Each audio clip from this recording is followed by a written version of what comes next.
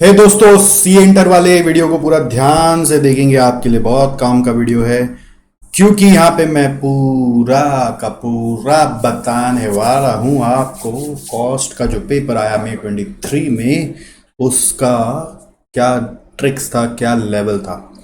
सबसे पहले इस वीडियो को सुनने के पहले थोड़ा सा और सुन लें कि जिनका एग्ज़ाम ठीक ठाक गया है, एवरेज गया है, ठीक है, प्लीज़ ये वीडियो को मत देखो। प्लीज़ आप नेक्स्ट एग्ज़ाम पे फोकस करो, अगर आपने मई 23 में अभी पेपर दिया है। ठीक है, क्यों? क्योंकि अगर एक भी हल्का हल्का मैं जो बताऊंगा उससे हिल जाएगा तो आप बोलोगे सर आप ये वीडियो क्यों बनाए।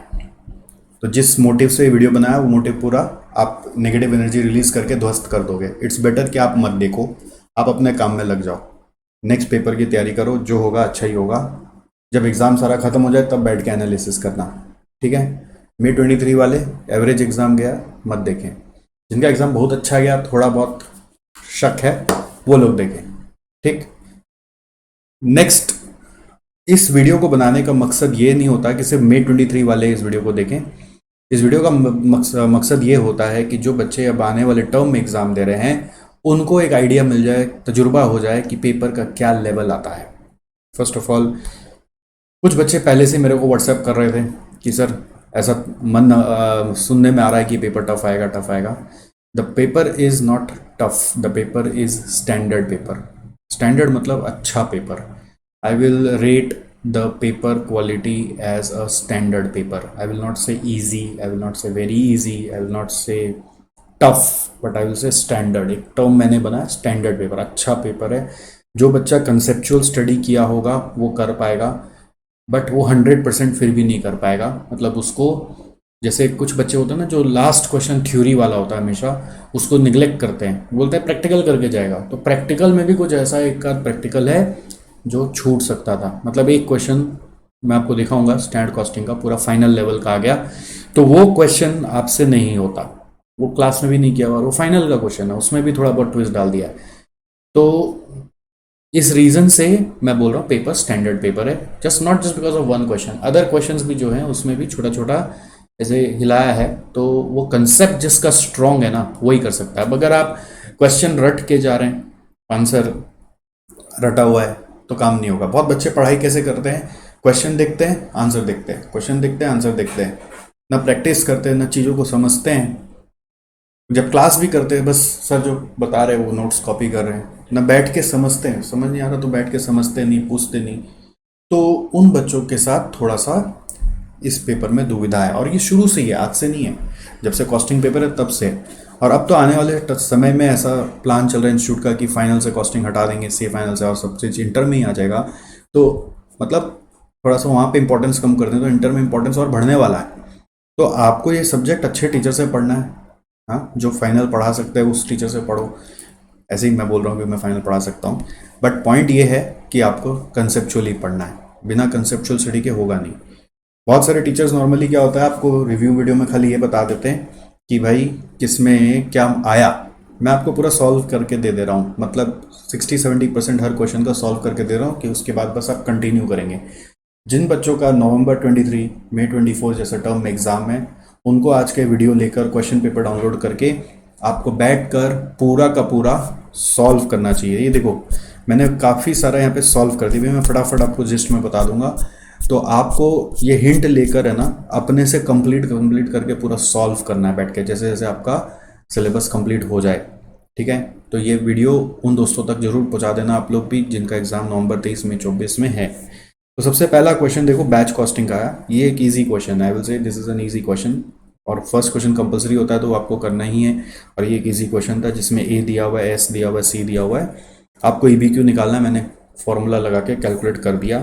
और सेकेंड पार्ट में बोल रहा है अगर 7,500 करके बनाएंगे पर बैच में तो एक्स्ट्रा कॉस्ट क्या पड़ेगा। तो इसके लिए टोटल बैच कॉस्ट और निकालना है आपको वापस से, which is suppose to be comprised of setup cost and carrying cost. ठीक है, सेटअप कॉस्ट और कैरिंग कॉस्ट वो EBQ और ये 7,500 वाला पे कंपेयर करेंगे, दोनों का टोटल को कंपेयर करके चेक करेंगे कि किस एक्स्ट्रा कॉस्ट कितना आ रहा है। सेटअप कॉस्ट कैसे निकालेंगे, A/Q इंटू एस करके, और कैरिंग कॉस्ट कैसे निकालेंगे, Q/2 इंटू सी करके। तो देखो मैंने आइडिया दे दिया, हिंट दे दिया, अब आप इसको पढ़ के अपने से अटेम्प्ट करोगे। जिन बच्चों का एग्जाम में हुआ हुआ, नहीं हुआ आप है ना बस डिमोटिवेट मत हो जाना, नहीं हुआ तो अरे हाय रे मैं तो गया, मैं तो इस पेपर में गया तो मैं एग्जाम दूँ कि नहीं दूँ, ये सब मत सोचिएगा। पूरा मेहनत करेंगे, हमेशा लास्ट तक जाएंगे, जितना मेहनत किए सब पेपर देकर आएंगे, पेपर देने से कभी नहीं कतराएंगे। सेकंड, ये इस तरह का सिमिलर क्वेश्चन एम्प्लॉय कॉस्ट में हम लोग का किया हुआ भी है, बस फिगर्स चेंज होके आ गया है। ये एग्जाम का खूबी होता है कि सेम क्वेश्चन आता है पर वो भी फिगर चेंज होके आ जाता है। इसमें सबसे पहले बोला टाइम वेजेस। टाइम वेजेस आपका एग्जिस्टिंग टाइम रेट पे निकाल दो, जो 60 आवर में हो रहा है, 48 इंटू 150 और 12 इंटू 300 करके आएगा, वो यहाँ से आ जाएगा। ठीक है, उसके बाद बोला हालसे और रोवन स्कीम में कैलकुलेशन कर दो। तो उसके लिए हम लोग को क्या चाहिए, स्टैंडर्ड टाइम, फिर चाहिए एक्चुअल टाइम, फिर चाहिए टाइम सेव्ड। तो स्टैंडर्ड आवर्स के लिए ये डिटेल लिया, 7.5 आवर्स फॉर 10 टॉयज, यहाँ पे 100 टॉयज दिया हुआ है, तो 100 टॉयज के लिए 7.5 बाई 10 इंटू 100 करा, 75 आया। एक्चुअल आवर्स यहाँ पे 48 लिखा हुआ है, तो माइनस करके टाइम सेव्ड आ गया। अब टाइम सेव्ड मिल गया, टाइम टेकन मिल गया, टाइम अलाउड मिल गया, तो हाल से और ओवर निकालने में कोई दिक्कत ही नहीं है, जिसमें एक्चुअल आवर्स 48 लेके करना है। Alright, so easy. तो ये भी करने लायक था। थर्ड क्वेश्चन मार्जिनल कॉस्टिंग का बुद्धि लगा के करने का चीज़ था, जिसका मार्जिनल कॉस्टिंग का ग्रिप अच्छा है वो जरूर कर लेता इसमें। अच्छा, ये एक चार्टर्ड स्टडीज़ करके टेलीग्राम ग्रुप है, उनसे मेरे को मिला, क्रेडिट उनको जाता है ये क्वेश्चन पेपर का। भाई मैं बीच बीच में नाम उनका काट दिया हूँ, सो दैट आपको बीच में डिस्टर्ब ना करे वो नाम, आपको कन्फ्यूजन ना हो, क्योंकि वो कोई अच्छे स्टूडेंट का ही है जो बहुत मेहनत करते हैं, क्वेश्चन पेपर एकदम बहुत फास्ट डालते हैं। तो हमें भी कोई स्टूडेंट ने जुगाड़ करके दिया, मैंने कोई चोरी नहीं की, ठीक है, मैंने उन्हीं के वहाँ से लिया है। तो ये देखो, ब्रेक इवन सेल्स वैल्यू निकालना है, तो कैसे करना है, fix cost by PV ratio करोगे आ जाएगा। Total sales value at present करना है, वो कैसे करना है, ब्रेक इवन सेल्स अगर 42 लाख है, मार्जिन ऑफ सेफ्टी 25% है, तो ब्रेक इवन सेल्स के साथ जुगलबंदी चलता है, वो 75% होगा, तो 42 लाख डिवाइड बाई 75% करके टोटल सेल्स आ गया। फिर बोल रहा है प्रपोज सेल्स निकालो if company wants to earn present profit after reduction of 10% in fix cost. तो मैंने प्रेजेंट प्रॉफिट पहले निकाला using MOS into PV ratio करने से प्रॉफिट आता है, फिर फिक्स कॉस्ट रिड्यूस कर दिया 10% से, तो कंट्रीब्यूशन आया, फिर पीवी रेशियो से डिवाइड किया तो सेल्स आ गया। फिर बोला है ऐसा सेल्स निकालो जो 20% ऑफ प्रॉफिट, 20% ऑफ सेल्स का प्रॉफिट ले आए, तो वो एक्स लेके होता है, तो इसको एक्स मान लिया, और वो डिजायर्ड प्रॉफिट को 0.2x मान लिया, फिक्स कॉस्ट सेम है, डिवाइड बाई पीवी रेशियो कर दिया। फिर बोला न्यू मार्जिन ऑफ सेफ्टी निकालो, sales value at present as computed in 2 is decrease by 12.5, तो कंप्यूटेड इन 2 को 12.5% से मैंने डिक्रीज किया। फिर पीवी रेशियो वही वाला मार दिया, कंट्रीब्यूशन आ गया, फिक्स कॉस्ट माइनस किया, प्रॉफिट आ गया, प्रॉफिट बाई पीवी रेशियो करने से एमओएस आ गया। ये मैं बोलता हूँ ये अच्छा क्वेश्चन है, this is a standard question, क्योंकि ये 5 मार्क का है और टाइम लगेगा इसको, 1 2 3 4 5 फटाफट करने में टाइम लगेगा। 5 मार्क का क्वेश्चन का जितना टाइम लगना चाहिए एक्चुअली 10 मार्क का क्वेश्चन का टाइम मांगता है। नेक्स्ट देखो आप, ये क्वेश्चन बजट का क्वेश्चन है, फंक्शनल बजट का, जिसमें इन दोनों को मल्टीप्लाई करोगे तो प्रोडक्शन बजट आ जाएगा। इस प्रोडक्शन बजट में आपका 4 kg से मल्टीप्लाई करोगे तो कंजम्पशन बजट आ जाएगा। इसको 4 kg से मल्टीप्लाई कर लो तो कंजम्पशन बजट आ जाएगा। कंजम्पशन बजट में क्लोजिंग स्टॉक और ओपनिंग स्टॉक को एडजस्ट करोगे तो परचेज बजट आएगा। उस परचेज बजट को ये 4 पार्ट में तोड़ोगे तो क्वार्टरली परचेज बजट आ जाएगा। फिर इसका क्वांटिटी आ जाएगा और प्राइस आपको हर एक का अलग अलग दिया हुआ है, तो परचेज बजट का अमाउंट आ जाएगा। और फिर परचेज बजट का जो क्वांटिटी है उसको रिसीट्स मानोगे, और कंजम्पशन बजट का जो क्वांटिटी है उसको इश्यूज मान के स्टोर लेजर कार्ड बनाओगे यूजिंग फीफो मेथड। तो ये सम अगर पहले किया हुआ है मेरे साथ आपका क्लास में तो आप कर पाओगे। ये वैसा इस टाइप का सम हम लोग ऑलरेडी आपको कराए हुए होते हैं, ठीक है, तो किया हुआ है तो ही कर पाओगे। बात ये कि थोड़ा लेंदी सम्स है, मार्क्स 10 है, टाइम ज़्यादा लगेगा करने में, पेपर छूटने का चांस बहुत ज़्यादा है। नेक्स्ट कॉन्ट्रैक्ट कॉस्टिंग का, अगेन देखो इंटरेस्टिंग चीज़ की 2 साल का दिया हुआ ठीक है, दैट इज़ ओके, बट यहाँ पे एक एस्केलेशन क्लॉज घुसा दिया। एस्केलेशन क्लॉज के इस तरह का सम्स हम लोग अलग से करते थे, जिसमें 2 साल का दिया हुआ है, year 1 year 2 standard actual, year 1 year 2 standard actual मैंने लिखा। एस्केलेशन क्लॉज के लिए हम लोग क्या करते हैं, एक्स्ट्रा प्राइस जो लगा इंटू स्टैंडर्ड क्वांटिटी करते हैं, don't confuse it with material price variance और लेबर रेट वेरिएंस। और फिर जिसमें प्राइस यहाँ पे तो ऐसे सभी में बड़ा ज़्यादा ही लगा है, अगर प्राइस कम लग रहा होता तो वो सब्ट्रैक्ट हो जाता, नेट करके एस्केलेशन अमाउंट निकाला जाता है। तो फर्स्ट पार्ट में बोला है कॉन्ट्रैक्ट अकाउंट बनाओ without considering escalation clause for both years. तो बोथ ईयर्स के लिए ईयर 1 का ही कंटिन्यू कर देंगे ईयर 2 में, तो ध्यान रखना होगा वो वर्क सर्टिफाइड अनसर्टिफाइड को कैरी फॉरवर्ड करना है। और इसके बाद यहाँ पर आप देखो क्या बोल रहा है, ये जो एक्चुअल अमाउंट है ना, ध्यान देना मैंने मार्क करके रखा है, ये अमाउंट को कॉन्ट्रैक्ट अकाउंट में डालना, स्टैंडर्ड को कॉन्ट्रैक्ट अकाउंट में मत डालना। कॉन्ट्रैक्ट अकाउंट एक्चुअल अमाउंट पे बनता है। ये फर्स्ट पार्ट के लिए होगा, और सेकेंड पार्ट में वही कॉन्ट्रैक्ट अकाउंट रहेगा, बस एक और आपको एस्केलेशन का अमाउंट अलग से निकाल लेना है। ये है एस्केलेशन अमाउंट, ये रहा, this is the escalation amount, ठीक है। ये एस्केलेशन अमाउंट अलग से निकाल के इसमें value of contract by considering the escalation clause, मतलब आपको कॉन्ट्रैक्ट प्राइस में एस्केलेशन क्लॉज जोड़ देना है। कॉन्ट्रैक्ट प्राइस जो गिवन है प्लस एस्केलेशन क्लॉज जोड़ देना है। कॉन्ट्रैक्ट प्राइस गिवन है प्लस एस्केलेशन क्लॉज जोड़ देना है।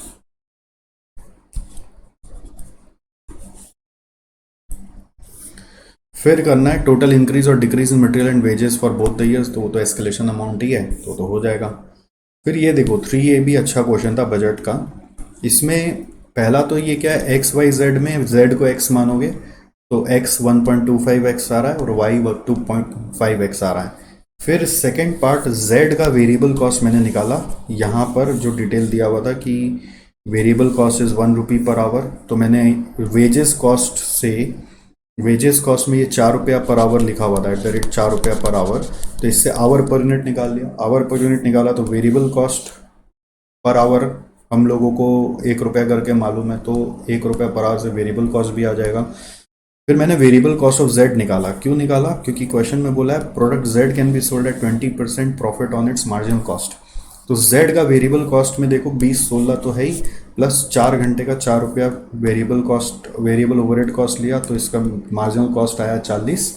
मार्जिनल कॉस्ट मतलब मटेरियल लेबर वेरिएबल ओवरहेड, और उस पर 20% प्रॉफिट जोड़ा तो 48 आया। इसका सेलिंग प्राइस आ गया, तो उसके हिसाब से वाई और जेड का, वाई और एक्स का भी सेलिंग प्राइस हम लोग निकाल पाए, ठीक है। इसके हिसाब से वाई और एक्स का भी हम लोग सेलिंग प्राइस निकाल पाए। और इसके बाद ये सेलिंग प्राइस आ गया, तो फिर क्वेश्चन में बोला हुआ था कि इन लोग का करंट में प्रोडक्ट्स कितना यूनिट्स बन रहा है, तो वो करंट का मैंने कॉलम में लिख दिया। प्रोपोज में क्या चेंजेस ला रहे हैं वो परसेंटेज चेंज यहाँ पे मल्टीप्लाई कर दिया। ध्यान देना, पहले एक्स जेड का दिया हुआ, बीच में वाई का दिया हुआ, तो उसके हिसाब से आपको प्रोपोज का लिखना है। और फिर कॉस्ट वगैरह बोल रहे सब सेम ही है, खाली फिक्स कॉस्ट आपका चेंज हुआ है। तो अब इस स्ट्रक्चर के हिसाब से raw material cost, labour cost, variable overhead cost और फिर फिक्स कॉस्ट लेकर, टोटल कॉस्ट लेकर, फिर प्रॉफिट लेकर आपको प्राइस बता देना है, ठीक है। अब सिंस यहाँ पे कंट्रीब्यूशन वाला सिस्टम बोला है, तो आप फिक्स कॉस्ट को छोड़ के पहले वेरिएबल कॉस्ट सारा टोटल कर लो, फिर सेलिंग प्राइस सेल्स ले लो, तो कंट्रीब्यूशन आएगा, फिर फिक्स कॉस्ट माइनस करोगे तो प्रॉफिट आएगा। तो ये प्रेजेंटेशन आप फॉलो करोगे तो इट्स लाइक बजट बोल लो या मार्जिनल कॉस्टिंग बोल लो, एक ही बात है, बट ये इस चैप्टर का क्वेश्चन है। अब ये क्या है कि आपको मैंने आइडिया दे दिया, मैंने पूरा सॉल्व नहीं किया अभी फटाफट। मेरा ये अपेक्षा है, उम्मीद है आपसे कि आप ये अगर मई में एग्ज़ाम दे दिए तो जाने दीजिए, जो हो गया नवंबर में या उसके अगले में जो भी एग्ज़ाम दे रहे हैं आप इसको ज़रूर सॉल्व करिए। फिर नेक्स्ट क्वेश्चन कॉस्ट शीट का है, प्रिटी इजी है फिर भी कंपैरेटिवली। इसमें कि रॉयल्टी पेड को लेकर नहीं समझ में आता, डायरेक्ट एक्सपेंस है, स्पेशल डिज़ाइन डायरेक्ट एक्सपेंस है, इसको अमोटाइज करना पड़ेगा डिवाइड बाई 12 करके। पावर फ्यूल लिख दिया फैक्ट्री का, तो फैक्ट्री ओवरहेड में डाल देना, ये R&D कॉस्ट है। प्राइमरी पैकिंग एक अलग हेडिंग होता है जो वर्क्स कॉस्ट के ऊपर आ जाता है। एडमिन ओवरहेड आप जनरल नेचर का मान के कॉस्ट ऑफ प्रोडक्शन के बाद डालिएगा। Salary and wages for supervisor है तो वो फैक्ट्री ओवरहेड के साथ जोड़ दीजिएगा। ओपनिंग स्टॉक का रेट दिया हुआ है, क्वांटिटी नीचे में दिया हुआ है। Produce and opening stock of finish goods का यहाँ पर देखो, यहाँ पे बोल रहा है प्रोड्यूस इतना है, सोल्ड इतना है। क्लोजिंग स्टॉक का वैल्यू फीफो के हिसाब से आप निकाल लीजिएगा based on cost of production. Selling overhead आपको अलग से दे दिया है तो 20 पैसा पर यूनिट डाल दीजिएगा। ओपनिंग स्टॉक का आपको यहाँ पर यूनिट्स दिया हुआ, ठीक है, तो उससे ओपनिंग स्टॉक की वैल्यू आ जाएगी। और ये सब भी रॉ मटेरियल और ओपनिंग WIP, क्लोजिंग WIP का इन्वेंट्री एडजस्ट करना मत भूलिएगा। और ये प्राइमरी पैकिंग कॉस्ट कब आता है? After closing WIP, after adjustment of closing WIP primary packing cost आता है। कुछ बच्चे इसमें ऐसा भी कर देते हैं कि उसको मटेरियल का पार्ट बना देते हैं, बट ये आपको क्लोजिंग WIP एडजस्ट करने के बाद, वर्क्स कॉस्ट निकालने के बाद डालना है। मतलब क्लोजिंग WIP एडजस्ट करने के बाद, वर्क्स कॉस्ट निकालने के बाद R&D, और ये maintaining necessary to maintain quality है, तो एक तरह से आप क्वालिटी कंट्रोल कॉस्ट की तरह भी सोच सकते हो, बट आप प्राइमरी पैकिंग बोल के लिखो, बट WIP के बाद। ये भी R&D भी क्लोजिंग WIP के बाद, आफ्टर क्लोजिंग WIP, ये दोनों। तो बस आप इससे प्रेजेंट करोगे आपका सम हो जाएगा। प्रिटी इजी था। और उसके बाद टोटल कॉस्ट के बाद सेलिंग प्राइस निकालने बोल रहा है, तो that is 20% profit on sales, तो 25% ऑन कॉस्ट के हिसाब से आप प्राइस भी निकाल सकते हो। नेक्स्ट 4A भी अच्छा क्वेश्चन था, इसमें प्रोसेस प्लस जीपीपीपी थोड़ा सा मिला दिया था। तो पहले इसमें RST 3 प्रोसेस से प्रोडक्ट पास होके आ रहा है, तो मैंने इसका टोटल इनपुट को 100 मान लिया। तो 40-40-20 में इनपुट लग रहा है, तो ब्रेकअप आ गया JKL में। हर प्रोसेस में बोल रहा है लॉस हो रहा है 10% का, तो 10% माइनस किया तो 90 हुआ, 90 ऊपर गया। फिर यहाँ पे 10% माइनस तो 81 आया, 81 ऊपर गया। ठीक है, तो 81 ऊपर गया, तो इसके बाद क्या होगा, 81 ऊपर गया तो हर प्रोसेस में 10% का लॉस है। ठीक है, तो इस 81 में भी 10% का लॉस होगा, विच इज़ 8.1। तो ये आएगा कितना, 81 माइनस 8.1 करके 72.9। और उस आउटपुट को बोल रहे 80-20 में डिवाइड कर दो। 80% आपका 58.32 आता है और 20% आपका 14.58 आता है। ठीक है, तो ये 80-20 में डिवाइड हो गया, तो ये प्रोडक्ट एक्स है, ये बाई प्रोडक्ट जेड है। और ये अगर यहाँ पे 100 होता है तो ये रिजल्ट आता है, जबकि क्वेश्चन में बोल दिया है कि हम लोगों का प्रोड्यूस हुआ था 14,580। तो 14,580 kgs इज इक्वल टू 58.32, तो 100 इक्वल टू क्या होगा। तो यूनिटरी मेथड आप लगा सकते हो, डिवाइड बाई 58.32% करके, तो ये आ रहा है सीधा एकदम क्लियर कट 25,000 kg। तो उसके हिसाब से आपका अब ये यूनिटरी मेथड के हिसाब से जो आ गया सब ब्रेकअप हो जाएगा और सबका डिटेल्स निकल के आ जाएगा। और आपको मटेरियल JKL का प्राइस दिया हुआ है, फिर process wise variable cost per KG दिया हुआ है, तो सबका पहले केजीज डिराइव कर लेना पड़ेगा। इस 25,000 kg के इससे बैक कैलकुलेशन करोगे, 40-40-20 करोगे, फिर -10% करोगे तो ये आ जाएगा, फिर -10% करोगे तो ये आ जाएगा। तो फिर उसमें वेरिएबल कॉस्ट पर केजी और फिक्स कॉस्ट ऑफ इनपुट जोड़कर हर का प्रोसेस वाइज आप टोटल कॉस्ट लेकर ऐड करते हुए चले आओगे। ठीक है, तो इस तरह से x और z का जो जॉइंट कॉस्ट है वो यहाँ पर जो टोटल कॉस्ट आ रहा है नेट, वो जॉइंट कॉस्ट बनेगा। उस जॉइंट कॉस्ट को इन लोगों ने बोला है, आप स्प्लिट ऑफ पॉइंट क्या लिखा हुआ है देखो, प्रिपेयर स्टेटमेंट में apportionment of joint cost on the basis of sales value of x and by product z at split of point. तो सेल्स वैल्यू आपको क्वेश्चन में दिया हुआ है यहाँ पर। ठीक है, और सेल्स वैल्यू के हिसाब से आपको जॉइंट कॉस्ट को दोनों में बांट देना है सेल्स वैल्यू के हिसाब से। यहाँ पे इसका सेलिंग प्राइस 60 रुपये करके दिया हुआ है, इसका सेलिंग प्राइस यहाँ पर 30 रुपये करके दिया हुआ है। तो 2:1 नहीं हुआ, यूनिट्स के हिसाब से मल्टीप्लाई करके टोटल सेल्स वैल्यू जो आएगा उसका रेशियो में आप दोनों को स्प्लिट कर देंगे। ठीक है, समझा पा रहा हूँ मैं आपको। ओके, स्प्लिट कर देंगे, सेल्स वैल्यू आ जाएगा अलग अलग, तो उसके हिसाब से जॉइंट कॉस्ट आ जाएगा, और sales value minus joint cost करेंगे तो प्रॉफिट आ जाएगा। तो ये करके देखना पड़ेगा। अभी इतना शॉर्ट टाइम में मैं आपको करके नहीं दे पाया, बट फिर भी आपको खोल के दे दिया कि आप ये इस तरह से फ्लो में आगे बढ़ जाना। एक्टिविटी बेस्ड कॉस्टिंग का क्वेश्चन सिंपल था मेरे हिसाब से। ये क्वेश्चन में आपको मैंने टोटल दे दिया कि सबका टोटल ले लो। पहले ओवरहेड के हिसाब, रेट पर आवर के हिसाब से आपको खाली एब्जॉर्प्शन कॉस्टिंग के हिसाब से रेट पर आवर बताना है, तो टोटल ओवरहेड दिख रहा है, आवर्स का टोटल दिख रहा है, रेट आ गया। और सेकंड में बोल रहा है आप ओवरहेड कॉस्ट पर यूनिट निकाल के दिखाओ for each product as per ABC।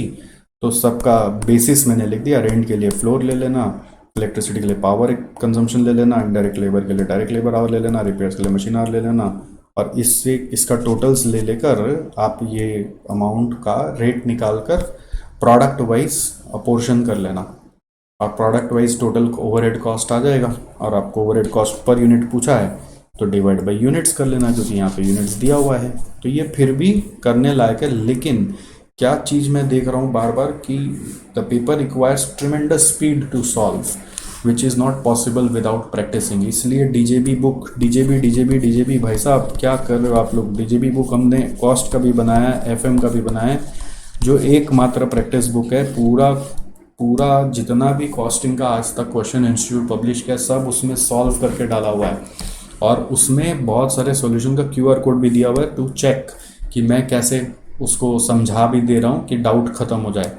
तो it's a wonderful book, avail it and practice it. आप लोग है ना, क्लासेस को एक नियम बना लो कि जैसे एक ग्रुप देते हो ना, तो कम से कम 2 महीना पहले सारी क्लासेस ख़त्म करो, 2 ग्रुप देते हो 3 महीना पहले ख़त्म करो।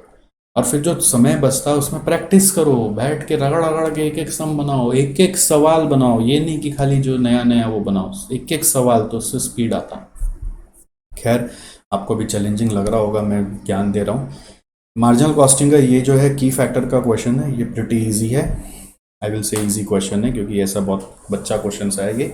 इसमें कंट्रीब्यूशन पर यूनिट पहले सेलिंग प्राइस माइनस तीनों वेरिएबल कॉस्ट किया, फिर आपका रेट पर आवर यहाँ पे वेरिएबल फैक्टर ओवरहेड के लिए दिया हुआ था तो उससे आवर पर यूनिट निकाल लिया और कंट्रीब्यूशन पर आवर निकाल के रैंक कर लिया। उस रैंक के हिसाब से 55,000 आवर्स का एलोकेशन हो जाएगा। पहले रैंक बी का रैंक 1 है तो पहले बी का 6,000 यूनिट्स बनाएंगे, उसके बाद जो बचा हुआ आवर्स है उसको ए को दे देंगे। तो ये बहुत इजी है, इस तरह का करने में कोई दिक्कत ही नहीं है। स्टैंडर्ड कॉस्टिंग भाई साहब, ये क्या पूछा है, ये फाइनल लेवल का क्वेश्चन है। एक्चुअली फाइनल में हम लोग पढ़ाए हैं इसलिए मेरे को मालूम है। इनफैक्ट उसमें भी जो था उसमें भी थोड़ा सा यहाँ पे चेंजेस करके पूछा है, तो ये आपसे नहीं हुआ तो कोई गम नहीं, कोई टेंशन नहीं, छोड़ ही दो, कोई दिक्कत वाली बात नहीं है, मैं आपसे खुश हूँ, कोई टेंशन की बात नहीं है। फिर भी एक आइडिया के लिए इसमें मैंने बना दिया है, मटेरियल का एक्चुअल डिटेल्स दिया हुआ था, मटेरियल का कॉस्ट वेरिएंस प्राइस वेरिएंस दिया हुआ था, तो मैंने यूसेज यहाँ से निकाल लिया इक्वेशन में बैठाकर, फिर प्राइस वेरिएंस को यूज़ किया यहाँ पर ये डिटेल्स कॉस्ट कार्ड में बैठाकर। तो प्राइस वेरिएंस में भी कैलकुलेट करने का एक अटकल है यहाँ पर कि आप ब्रैकेट खोलोगे ना तभी आप कर पाओगे, नहीं तो कर नहीं पाओगे। उससे स्टैंडर्ड प्राइस मिला, कॉस्ट वेरिएंस मेरे को मिल चुका था विच इज़ 1800, तो मैंने बैक कैलकुलेशन लगाया, इस एक्चुअल कॉस्ट से स्टैंडर्ड कॉस्ट पता किया और मेरे को प्राइस मिल गया, तो मैंने इस प्राइस और कॉस्ट से क्वांटिटी पता कर लिया। ठीक है, तो ये कॉस्ट कार्ड यहाँ पे ख़त्म हो जाने के बाद आप देखोगे कि आपको जो चाहिए वो मिल जाएगा, जो चाहिए वो मिल जाएगा। समझ में आया? अब इसमें एक चीज़ था ट्विस्ट कि यहाँ पे एक लाइन लिखा था expected output is 8 units of product x from each KG of material. तो ये लाइन लिखने से दो चीज़ निकल के आता है कि इस 25,000 केजी को अगर हम यूज़ किए तो इससे एक्सपेक्टेड आउटपुट था 25,000 इंटू 8, यानी ये बजटेड आउटपुट बनेगा। और स्टैंडर्ड फॉर एक्चुअल आउटपुट हम अलाउ कर रहे थे 23,900, तो इस 23,900 इंटू 8 से निकल के आएगा कि एक्चुअल आउटपुट, क्योंकि एक्चुअल आउटपुट के लिए ये क्वांटिटी अलाउड है। तो इस 23,900 इंटू 8 से एक्चुअल आउटपुट आ रहा है और 25,000 इंटू 8 से बजटेड आउटपुट आ रहा है। तो ये भी एक सरप्राइज था जो फाइनल में हम लोग सिखाते हैं, बट अभी आपके इस सब में आ गया। फिर लेबर में यहाँ पर एक पंगा किया कि 10 यूनिट्स के लिए 0.25 आवर लगेगा, 15 मिनट को मैंने 0.25 आवर कर लिया 15/60 करके। रेट 50 है, बट उस रेट में बोला है wage rate is same for skilled and semi skilled in standard, तो इसमें स्किल्ड 60% है और सेमी स्किल्ड 40% है, ऐसा हमने माना है। एक्चुअली यहाँ पे लिखा है बस कि company employees 2 categories of worker, 60 skilled है 40 सेमी स्किल्ड है, बट ये नहीं लिखा है कि वो स्टैंडर्ड में कि वो एक्चुअल में। तो हम लोग अज्यूम कर रहे हैं यहाँ पर कि मैं अभी के लिए मैं अज्यूम कर रहा हूँ कि ये 60-40 दोनों में लागू है, ना कि सिर्फ एक्चुअल में। ठीक है, तो 10 यूनिट्स के लिए ये डिटेल है और एक्चुअल आउटपुट तो अब ऊपर में पता चल गया 191 200, उसके लिए 125 आदमी हायर हुआ है, 40 घंटा करके काम करते तो 125 इंटू 40 करने से 5,000 घंटा हुआ। और उस 5,000 घंटा में रेट क्या है, वो ब्रेकअप क्या है, 60-40 है, रेट हम लोग को मालूम है, तो इसका कॉस्ट कार्ड बनाना अब ईजी हो जाएगा। जस्ट इसमें अज्यूम किया कि इसमें भी स्किल्ड और अनस्किल्ड, स्किल्ड और सेमी स्किल्ड का रेशियो 60-40 है। और फिक्स्ड ओवरहेड को लेकर यहाँ पे अमाउंट जो दिया हुआ है वो अगेन ये मंथली दिया हुआ, और ये आपका प्रोग्राम जो सेट हो रहा है यहाँ पे वीकली हो रहा है, तो इसलिए इसको भी डिवाइड बाय 4 किया तो अमाउंट आया, और आउटपुट जो है वो ऊपर में वर्किंग करके आ गया था। तो फिक्स्ड ओवरहेड का भी अब इस एनालिसिस से वर्किंग हो जाएगा। तो ठीक है, कोई गम नहीं, अब इसको प्रैक्टिस कर लेने का जो May 23 में नहीं हो पाया। May 23 वाला अब अगर खुदा ना खास्ता रिपीट होना पड़े तब प्रैक्टिस करना, अभी तो आपको दिमाग नहीं लगाना है। बाकी जिनका नवंबर में ड्यू है उनको तो एक बार करना पड़ेगा ये सब सम। ठीक है, नेक्स्ट रिकॉन्सिलेशन का बच्चा क्वेश्चन है, मैंने यहाँ पे सॉल्व कर दिया, under under over over over. और यहाँ पे एक चीज़ है कि effects on cost accounting profit बोला है ना, मतलब आप ऐसे सोच के करोगे, जो मैंने आपको पैटर्न सिखाया था C और F, तो पहले C लोगे, effect on cost accounting profit मतलब C में ही ऐड लेस करना है, इसका मतलब C वो लेफ्ट साइड में रहेगा, उसके हिसाब से minus minus plus plus minus आ रहा है। ठीक है, फिर हाई एम्प्लॉय टर्नओवर कैसे कॉस्ट ऑफ प्रोडक्शन इंक्रीज कर रहा है ये बताने बोल रहा है। तो आप बता सकते हैं कि वो लोग छोड़ के चला जाता है तो फिर हम लोगों का क्या क्या कॉस्ट आ जाता है। आपको याद है ना लेबर टर्नओवर का प्रॉफिट फोरगोना आपने सीखा था। हम लोगों का interview cost, training cost, induction cost, फिर वैकेंसी हो जाती है तो अपॉर्चुनिटी कॉस्ट आ जाता है कि हम लोग जो प्रोडक्शन करने वाले थे वो नहीं कर पाए। फिर यहाँ पर define cost objects and examples of any four cost object. Cost object मतलब जिसका कॉस्ट निकाल रहे हैं। फोर तो बहुत इजी है, जॉब है, वर्क ऑर्डर है, प्रोडक्ट है, ठीक है, डिपार्टमेंट भी हो सकता है, तो वो कॉस्ट ऑब्जेक्ट हो गया जिसका कॉस्ट निकालते हैं। तो ये आपका देखो क्या होता है, बच्चे लोग है ना ये क्वेश्चन को बहुत इग्नोर करते हैं। लास्ट वाला क्वेश्चन बोलकर बोलते हैं थ्योरी है छोड़ हम निकाल लेगा, तो प्रैक्टिकल में फंस जाओगे आप। इसलिए ये क्वेश्चन मेरे हिसाब से हमेशा एक बून जैसा होता है, इसमें कुछ ना कुछ मार्क्स जरूर मिल जाता है अगर कोई भी टेटिया क्वेश्चन आ गया तो। ये ओवरहेड का प्रैक्टिकल कैपेसिटी, नॉर्मल कैपेसिटी आप लोगों को सिखाया वो लिख देने से होगा। एक्टिविटी बेस्ड मैनेजमेंट आपको थ्योरी में समझाया हुआ है कि इस एक्टिविटी बेस्ड कॉस्टिंग की मदद से अगर आप अपने बिजनेस में डिसीजंस लेते हैं कि एक्टिविटी बेस्ड कॉस्ट को कैसे कम किया जाए, अपने प्रोसेसेस को कैसे इम्प्रूव किया जाए, कौन सा प्रोडक्ट रखा जाए नहीं रखा जाए, उस सिस्टम को एक्टिविटी बेस्ड मैनेजमेंट कहते हैं। उसके बारे में और भी डिटेल है जो इंस्टीट्यूट मैट में भी दिया हुआ, बात क्लास में भी पढ़ाया हुआ है। और ये वाला जो ओवरहेड्स गए बहुत बार एग्जाम में आता है, ये पता नहीं टेबल से क्या प्यार है। ये इंस्टीट्यूट मैट में ना आपको ओवरहेड चैप्टर में टेबल बना के दिया हुआ दो जो मैंने पहले रिवीजन सिस्टम जब कराया था तो भी मार्क करा के दिया था, वहीं पे आपको बोला था वही चीज़ यहाँ पे वापस दे दिया। तो मैंने यहाँ पे एक दो नया भी लगा मेरे को, जैसे हॉस्पिटल का तो मैंने अपनी तरफ से आंसर लिख दिया, नंबर ऑफ वर्कर्स, और बाकी तो सब मेरे को सेम ही लगा है। तो मैंने एक अपने तरफ से आंसर लिख दिया, आप बाकी इंस्टीट्यूट मैट से पढ़ लेंगे। तो वो याद करना है, मैंने आपको पहले भी बोला था इंस्टीट्यूट मैट में ओवरहेड चैप्टर में देखो ये सब दिया हुआ है, ये टेबल की बात हो रही है, ऐसा दो टेबल दिया हुआ है और इससे हर बहुत बार क्वेश्चन पूछते हैं। इनको क्या प्रेम है इसमें मालूम नहीं, बट पूछते हैं। और ये ट्रीटमेंट ऑफ नॉर्मल लॉस, अब normal gain in process costing, तो प्रोसेस कॉस्टिंग चैप्टर किया हुआ तो आप आराम से लिख सकते हो। नॉर्मल लॉस को प्रोसेस अकाउंट में क्रेडिट करते हैं, इट्स रियलाइजेबल वैल्यू है कि नहीं। If there is any abnormal gain then that is adjusted against the normal loss. Abnormal loss का ट्रीटमेंट क्या करते हैं, जो अकाउंट बनाते हो ना उसी को बस थ्योरी में लिख दो, हो जाएगा। तो ये तो ईजी था। तो all in all paper standard paper था बेटा। और इनफैक्ट आप पुराना भी पेपर्स देखोगे ना तो पेपर है ना लेंदी आता है, मतलब इतना वैसा नहीं आता है कि पेपर बस वो हो जाए कि फटाफट टाइम बचेगा, ऐसा नहीं है। तो paper was a standard paper, paper was time consuming यानी लेंदी पेपर। और आई फाउंड एटलीस्ट मतलब 10 मार्क्स का पेपर, मतलब मुझे लगता है एक बच्चा इसको है ना 80 to 90 मार्क्स का टारगेट अटेम्प्ट करके आएगा ना तो ठीक है, ओके है, अटेम्प्ट हो सकता था। मतलब 100 मार्क्स का अटेम्प्ट एक चैलेंजिंग पेपर लगा मेरे को। और एक क्वेश्चन तो मैंने पूरा दिखा दिया कि वो फाइनल से आया, वो तो आप लोग का कतई नहीं किया हुआ है तो उसमें आपका कोई दोष नहीं है। उसको आराम से बैठ के इसको, अब मैंने जो हिंट दिया है इसके हिसाब से आप सॉल्व करेंगे तो आपका दिमाग और खुलेगा। अगर इसको सॉल्व करते समय कोई बच्चे का मन में वो आ गया हो कि मैं तो डिमोटिवेट हो गया, प्लीज़ बच्चा डिमोटिवेट नहीं होना, आपको जैसा समझ में आया आप वो करना। अब आगे ज़रूर पढ़ाई करके ख़त्म करके आना, आगे ज़रूर पढ़ाई करके ख़त्म करके आना, ठीक है। एकदम ध्यान रखोगे कि आगे ज़रूर पढ़ाई करके पूरा एग्ज़ाम दोगे। किसी भी हालत में मैं ये नहीं सुनना चाहता आपसे कि आप एग्ज़ाम अधूरा दोगे, ठीक है। ओके गाइस, तो आपको ये पूरा समझ में आया होगा पेपर रिव्यू करने का मकसद। ये पूरा जो शीट है ये मैं अपने टेलीग्राम चैनल पर डाल रहा हूँ, जिसका लिंक मैं आपको अभी वीडियो में दे दूंगा। आप वहाँ से डाउनलोड भी करके रेफ़र कर सकते हैं। डीजेबी बुक भी हमारे टेलीग्राम चैनल पे मिल जाएगा। आप कृपया करके प्लीज़ प्रैक्टिस करिए अपना, पहले ना जो करंट सिलेबस है उसको जल्दी से जल्दी निपटाइए, ठीक है। जो क्लासेस लिए हुए उसमें जल्दी से जल्दी थोड़ा अंडरस्टैंडिंग करते हुए, मतलब खाली कॉपी करते हुए नहीं निपटाइए, मतलब अंडरस्टैंडिंग करते हुए वहाँ पे कंसेप्ट क्या मिल रहा है उसको निपटा लीजिए। फिर बैठ के सारा डीजेबी सम्स जितना भी है सब सॉल्व कर लीजिए। आप मेरे से पढ़े हैं ना पढ़े उससे मैटर ही नहीं करता। डीजेबी बुक तो इंस्टीट्यूट का सारा कॉम्पाइलेशन है, तो उसको लेके सॉल्व कर लीजिए। और सॉल्व करते समय कोई डाउट आएगा तो वो आप मेरे से पूछिए ना, क्या दिक्कत है, मैं आपको हेल्प करूँगा, राइट। और मॉक टेस्ट जरूर देना है, ये चीज़ को ध्यान रखिएगा। एसजीसी एक बहुत बढ़िया मॉक टेस्ट सीरीज लाया है जिसका नाम है मॉक टेस्ट संग्राम। मॉक टेस्ट संग्राम इज़ नॉट मेंट फॉर कि मैं जो क्वेश्चन यहाँ पे पूछूंगा वही आपके एग्जाम में छपने वाला है। मॉक टेस्ट संग्राम इज मेंट फॉर कि आपका दिमाग मल्टीपल चैप्टर्स को लेकर स्विच करता है कि नहीं।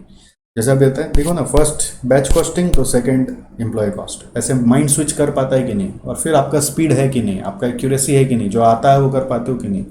एक्चुअली टेस्ट इसलिए होता है। तो मॉक टेस्ट संग्राम बहुत ज़बरदस्त चला इस बार में 23 में। हाथ खुला दिमाग खुला, मैं नहीं बोलता उससे क्वेश्चन छपा, बट हाथ खुला दिमाग खुला कि कहाँ गड़बड़ कर रहे, कहाँ ओवर कॉन्फिडेंट थे, कहाँ अंडर कॉन्फिडेंट थे, वो सब पता चला। ठीक है, तो वो आपको जरूर पार्टिसिपेट करना चाहिए आने वाले एग्जाम में। और उसके पहले डीजेबी बुक हमारा प्रैक्टिस जरूर करिएगा। यदि आप हमारे से नहीं भी पढ़ें तो भी ये प्रैक्टिस जरूर करिएगा। और उससे भी पहले अपना प्लीज़ सिलेबस कंप्लीट करिए समझ के, ना कि जस्ट कॉपी करके। और कोई भी समझने में दिक्कत हो, क्वेरी पूछे ना, क्या दिक्कत है, बट समझ के ख़त्म करिए। और हाथ में ना, एक ग्रुप दे रहे तो 2 महीना कम से कम बचाइए, और 2 ग्रुप दे रहे हैं तो 3 महीना बचाइए, जिससे कि टाइम मिलेगा तो ना प्रैक्टिस करेंगे। और इसको देख के रोइएगा मत कि इतना क्वेश्चन, इतना ये, रोना नहीं, कभी भी सोचना वाह इतना सारा क्वेश्चन, तब तो मैं करके दूंगा। ये मिल गया, उसमें जो बहुत ईजी सी उसको आप कैलकुलेटर में करके निकाल लीजिए, बट हर क्वेश्चन को अटेम्प्ट जरूर करें। इससे ही दिमाग खुलता है, उससे ही पता चलता है क्या क्या कॉम्प्लेक्सिटी एग्जाम में आ सकता है। ठीक, चलिए अलविदा, फिर मिलते हैं, तब तक अपना ध्यान रखिए और हमारे यूट्यूब चैनल पे बने रहिए। ठीक है, सी ए इंटर कॉस्ट नवंबर 23 के लिए तो अभी क्लासेस हमारी चल रही है, एक श्योर शॉर्ट मोड में चल रही है, श्योर शॉर्ट मोड में। तो श्योर शॉर्ट मोड में जो बच्चे पढ़ रहे हैं उनका हमने क्लासेस फटाफट ख़त्म करा दिया है। ऑलमोस्ट जितने बच्चे हैं ना, 80% उनका क्लासेस टाइमली ख़त्म करा दिया है। ये श्योर शॉर्ट मोड का हमारा फ़ायदा, उनका टेस्ट सीरीज़ भी चल रहा है, साथ साथ चैप्टर वाइज भी टेस्ट सीरीज़ चल रहा है। उसके बारे में भी कुछ और जानकारी आपको लेना हो कि श्योर शॉर्ट मोड क्या है, तो मैं एक वीडियो आपको दूंगा, इस वीडियो के डिस्क्रिप्शन में आप ज़रूर देखिएगा, नहीं तो सर्च कर लीजिएगा यूट्यूब चैनल पे।